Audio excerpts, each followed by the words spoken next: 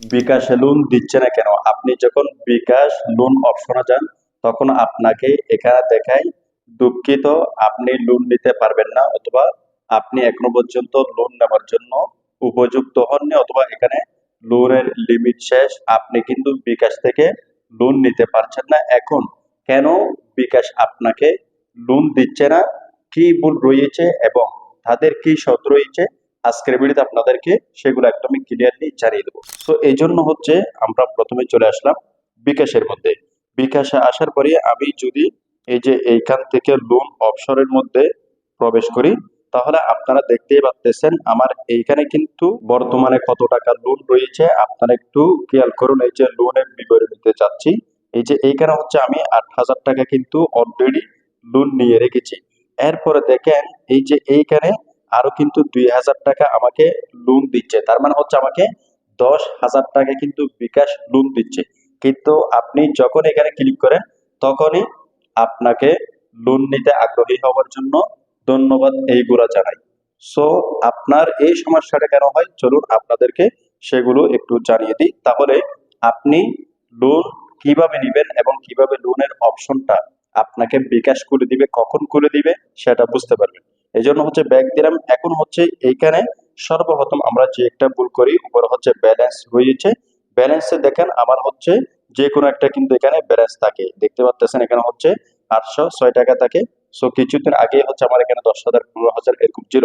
So আপনাকে কিন্তু এই ব্যালেন্সটা কোনো মতে কিন্তু কম করা যাবে না, কমপক্ষে আপনাকে কিন্তু ১,০০০ টাকা হলেও এই বিকাশের মধ্যে রাখতে হবে। এর উপর আপনি যতবারে ৫,০০০, ১০,০০০, যে কোনো একটা অ্যামাউন্ট কিন্তু আপনাকে সবসময় এখানে রাখতে হবে, যাতে আপনি তাদের কাছে একজন একটি ইউজার হিসেবে প্রমাণিত হন। ঠিক আছে? এরপর হচ্ছে এখানে যেই অপশনগুলো দেখতে পাচ্ছেন আপনি, এই যে মোবাইল রিচার্জ রয়েছে, ক্যাশ আউট রয়েছে, তারপর হচ্ছে এখানে পেমেন্ট রয়েছে, সেন্ড মানি রয়েছে, অ্যাড মানি রয়েছে, পেবিল রয়েছে।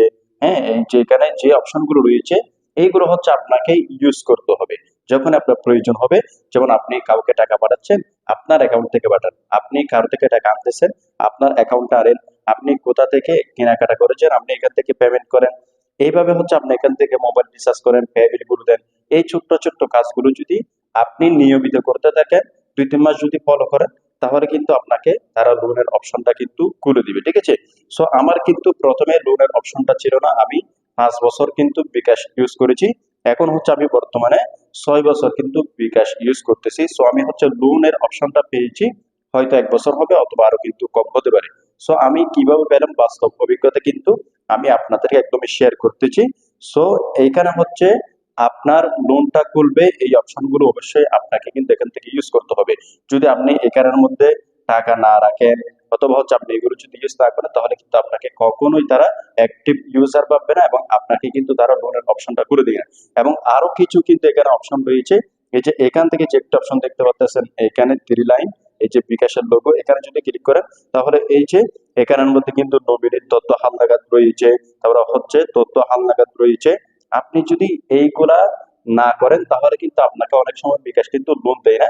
তবে অনেক সময় কিন্তু এগুলো পূরণ না করা সত্ত্বেও কিন্তু বিকাশ অনেকে কিন্তু লোন দিয়ে দেয়। সো আপনার যদি লোন একেবারেই না আসে, আপনি লোন নিতে চাচ্ছেন, তাহলে আপনি এইগুলা হচ্ছে একটু ফিল আপ করে নেবেন। এইগুলার ভিডিও হচ্ছে আমাদের চ্যানেল রয়েছে, আপনারা সেগুলো দেখে কিন্তু করে নিতে পারবেন। জাস্ট এই কাজগুলো কিন্তু আপনাকে করতে হবে। আপনি যদি একেবারে আপনি সবকিছু করতেছেন, অনেকেই আমাদেরকে জানান যে ভাই আমরা সবকিছু করতেছি, তারপরে কিন্তু আমাকে লোন দিচ্ছে না, লাখ লাখ টাকা কিন্তু লেনদেন করি। সো এই জায়গায় আপনাদেরকে কেন তারা লোনটা দিচ্ছে না, হয়তো আপনারা যেভাবে ইউজ করতেছেন এটা রেগুলারলি হচ্ছে না আরকি। আপনি অনেকদিন পর পর করতেছেন এই কারণে। অথবা হচ্ছে আপনি টাকা-টুকা কম রাখতেছেন, এই কারণে হতে পারে। সো আপনি এগুলো একটু ট্রাই করবেন। এরপর হচ্ছে এখানে যে একটা সেভিংস অপশন দিয়েছে বিকাশ, এটা হচ্ছে খুবই ইম্পর্টেন্ট। আপনি যদি একেবারে লোনটা না পেয়ে থাকেন, লোনটা যদি আপনার না করে, তাহলে এই যেখানে সেভিংস থেকে আপনি একটা ২৫০ টাকা ১ সপ্তাহ করে কিন্তু সেভিংস খুলবেন। আপনি যদি এর বেশি পারেন, তাহলে এই যে এখান থেকে আপনি কিন্তু সেভিংসটা খুলতে পারেন। দেখতে পাচ্ছেন আমার কিন্তু এখানে অলরেডি একটা সেভিংস কিন্তু সচল রয়েছে। আমি কিন্তু সবসময় এটা রাখি। এটা রাখলে তারা হচ্ছে আরো বেশি কি মনে করে, অ্যাক্টিভ মনে করে এবং আপনাকে বিশ্বাসযোগ্য মনে করে। যার কারণে তারা মনে করে যে ওনাকে যদি লোনটা দিই আমরা তাহলে উনি পরিশোধ করতে পারবে। যেমনটা আপনি কোনো কান থেকে যদি কিস্তি নেন অথবা হচ্ছে লোন নেন, তাদেরকে আপনি সময় মতো পরিশোধ করতে পারবেন কিনা, তাদের অ্যাক্টিভ ইউজার কিনা আপনাকে কিন্তু তারা বিভিন্ন কিছু দিয়ে কিন্তু যাচাই বাছাই করে। ঠিক সেই রকমই কিন্তু বিকাশ আপনাকে কিন্তু যাচাই বাছাই করবে।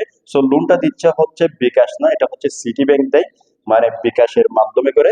সো সিটি ব্যাংকের আন্ডার হচ্ছে এইগুলো থাকে, যেহেতু এটা ব্যাংক থেকেই এটা আসে, তাহলে আপনাকে কিন্তু ব্যাংকের সিস্টেমে কাজগুলো করতে হবে, কাজগুলো বুঝতে হবে। সো আশা করছি এই বিষয়টা আপনাদের মাথায় একটু হলেও ঢুকেছে। ওকে, সো আপনি এই কাজগুলো করেন, আর বেশি কিন্তু কাজ করতে হবে না।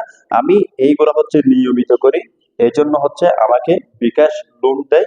সো আপনি যদি এইগুলো করতে থাকেন তাহলে আপনাকে বিকাশ এক সময় কিন্তু লোনটা করে দিবে, এবং আপনাকে ধীরে ধীরে 500 টাকা 1000 টাকা যে কোনো একটা অ্যামাউন্ট দিতে পারে।